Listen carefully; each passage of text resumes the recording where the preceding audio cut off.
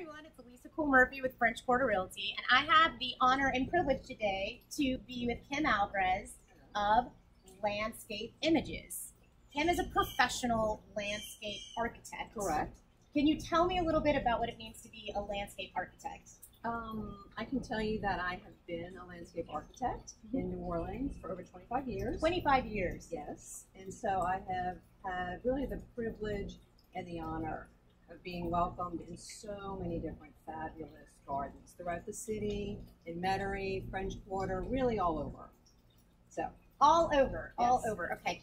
And the way that I understand architecture being relative to something like a gardener or any kind of exterior designer would be that you cover anything that's exterior. So plants, pavement, fountains, you name it.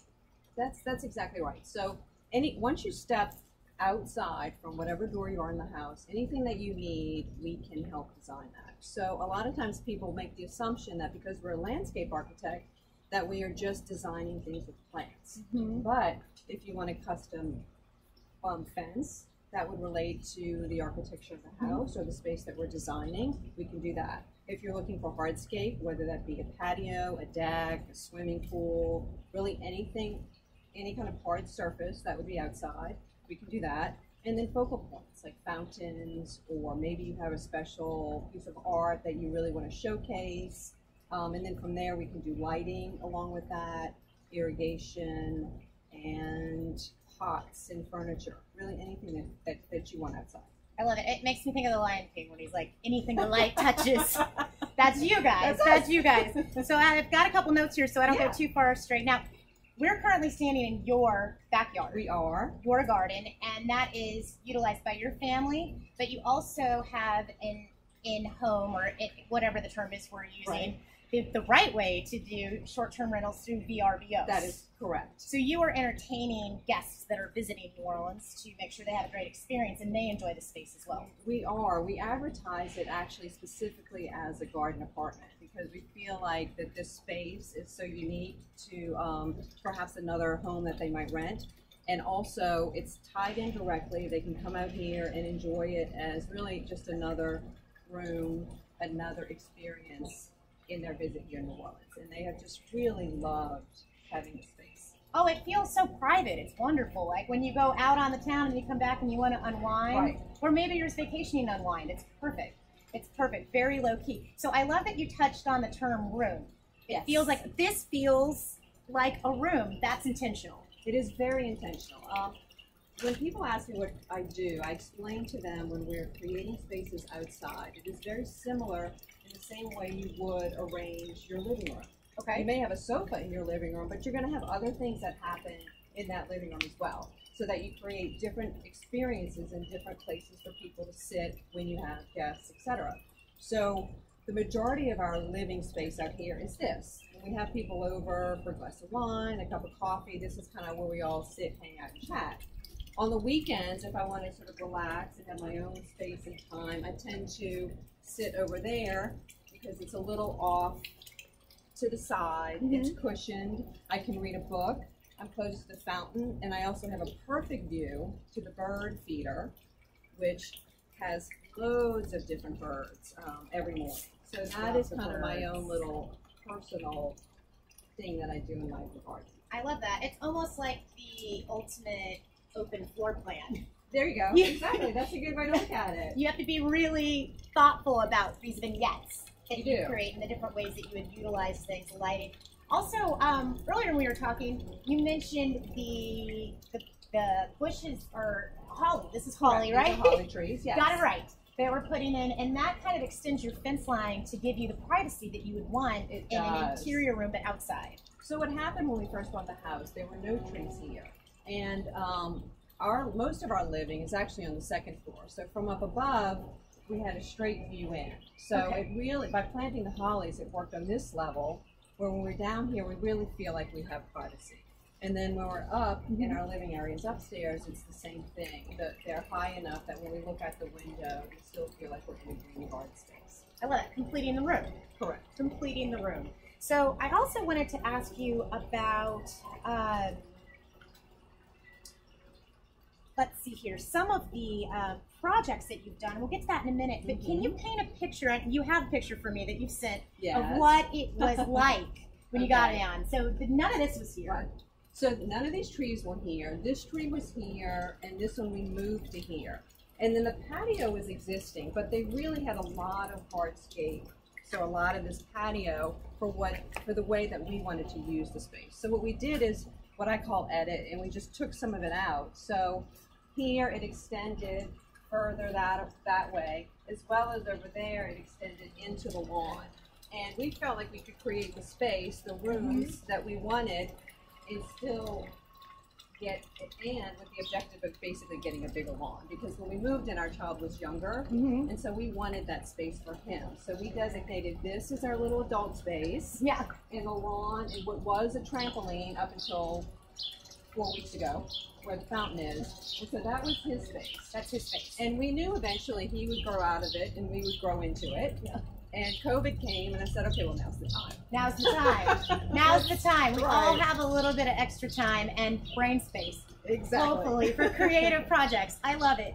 So, lawn is beautiful, by the way. Thank you. I can't believe this is new. It's gorgeous. Barely 2 weeks. Barely 2 weeks. Not just for this interview, by the way. No, Not at all. It's stunning. It really complements everything. So, when someone is looking at a lawn, and I don't know about the size of this, but it's not an enormous space. No, it's not. It's not a tiny space like mine in the Maroney, but it isn't an enormous yard, but you've managed to do so much with it. Where do you begin? So I think you begin by an interview. Like, you're my client, and I'm interviewing about what you really want. Like, what do you want to do? How do you want to experience the space? Because really that's what's most important, because it's your home. Right. And so we start with that, and whatever that list is. And is it an outdoor kitchen? Is it just, a place to gather? Is it, I love to garden, so I need more gardening space. I want herbs. It's whatever that is for you. Because really, this is, if you only had this much space and the garden ended here, you still have a beautiful space. Absolutely. So, what do you want to see in it? And we can create the most wonderful intimate space in a small space, or something bigger if you have the room to work with. I love that, which is how, as a realtor, we think about houses. Exactly. What's your wish list? Let's try to find something that facilitates that. And if I can't find all of it, we can work with you guys to make it happen outside. So I love that. I love that. Now, you have a couple of projects in addition to the papers that I would love to see. 2 fountains. Okay, yes. Yes. So You want to walk us over there? yeah, let's walk through this. Okay. So this one literally was what I would be sort of quarantine inspired project, because my son had said, are we done with the trampoline? Yes, Mom, done. Okay, so it was right here, it went away, and all of a sudden I'm sitting there where we just stood, and I saw this wall, Right. this gorgeous brick wall that I hadn't seen in 8 years. And I said, this is what we need to look at. So I had this bronze piece, because prior to having my son, I used to go to estate sales every Saturday. And so I slowly have collected different pieces and either worked them into the garden, or worked them into the house. And this has always been in my garden, but always more of like a bird feeder or a focal point. And I said, this is it. It's been 15 years, we have found a home. And so that was really, how the whole inspiration and all of it came together. So the trampoline went out, the fountain went in. This, although we did it ourselves, I wouldn't really call this a do-it-yourself project. We did it ourselves because it's what we do. You're a professional. Correct. Yes. But there's a lot that goes into planning this. You really need to get the elevation of the stone correct. You need to have the right platform for the fountain piece, the electricity, the plumbing, and so forth. So if you really are into construction and know what you're doing, you could do it, but it's not something I'd recommend to take on if you don't. Correct. But it is beautiful. Well, thank you. It is beautiful, and there are fish in there, which I'm impressed by. Yes. But yes, folks, please do not mess with electricity, especially not electricity and water, No. if you don't know what you're doing. Exactly. We have a GFI outlet. Yes. So we're good. She knows codes. Right. There's exactly. a reason for that. Keeps everyone happy and alive. But one thing I love that you touched on this is you said that you collect things from estate sales. That's a hobby of yours. Yes. That is a hobby of yours. And this you had for more than 10 years. Oh, yeah. Over 15 years. Over 15 years, and you finally found its home. Yes. I love that because even in my way more rudimentary DIY week with things, I said, look at what you have and what you collected. And you had mentioned to me that with clients, if there is something they want to incorporate, Yes. to let you know. Absolutely. I mean, sometimes they have something and they don't realize it, that it can be worked into the garden. Got it. So, I mean, obviously it has to be something that would be okay outside. Yeah. But there are sculptures and pots, and maybe it's just some sort of candle piece. I mean, it could really be anything. And, you know, we can make it interesting once we know what they want to do with it. Exactly. So you've created and you can engineer and execute, which is, I'm so impressed. Now, this was fountain number 1. Right. I love to see the slightly more DIY fountain. It's so sweet. This is definitely a do-it-yourself fountain. I mean, this one I did completely on my own, and honestly, it took me really no time. Now, I did have the pieces and parts, so this one is... I'll stand out. I'll be over here. So this is a marble frog that was a client of mine's, and they got a different water feature, and she said, oh, do you want this? Sure. And again, it was more of an object in the garden, not a water feature. And then this is the top of an old outdoor fire pit that we had that we never used. And then I had the urn that I just used for plants and stuff. So, put the 3 together. Literally, this is just sitting level on top of here. There's no water in here. And then bought this little terracotta pot to hide the pump. So the pump is under here, through the hole in the terracotta pot, and then into the frog. And it just recirculates right here, plug it in, and you're done. That's so smart. I didn't realize that was a terracotta pot. I would have thought, it looks at a distance like the whole urn is part of the water. It's such a good mental trick. And that's it. That's great. So you could find any sort of small, I would start with the small water feature, something that you like, and then kind of find the pieces and parts from there to put it together. Got it. And the pump, I know those are often sold as like a kit. Correct. That you can find. So this is just the pump.